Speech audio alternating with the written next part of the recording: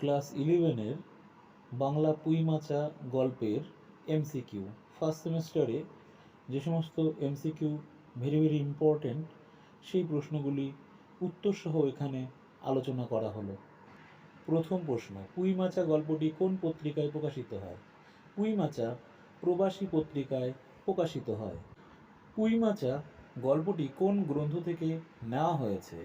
পুঁইমাচা গল্পটি মেঘ মল্লার গল্পগ্রন্থ থেকে নেওয়া হয়েছে। পুঁইমাচা গল্পে কয়টি চরিত্র আছে? পুঁইমাচা গল্পে 5টি চরিত্র আছে। সহায় হরি চাটুর্যে প্রধান চরিত্র, তার স্ত্রী অন্নপূর্ণা, খেন্তি, রাধি, পুটি এরা সহায় হরি চাটুর্যের মেয়ে। পুঁইমাচা গল্পের কাহিনী শুরু হয় কোন ঋতুতে? পুঁইমাচা গল্পের কাহিনী শীতকালে শুরু হয়। গল্পের শুরুতে সহায় হরি রস আনতে স্ত্রীর কাছে কি চেয়েছিল? বাটি বা ঘটি চেয়েছিল। স্ত্রী অন্নপূর্ণার মতে সহায় হরি কিভাবে দিন কাটান? মাছ ধরে আর রস খেয়ে দিন কাটান। গ্রামে কি গুজব রটেছে জানো? কি গুজব রটেছিল? সহায় হরিকে একঘরে করে দেওয়া হবে, এই গুজব রটেছিল।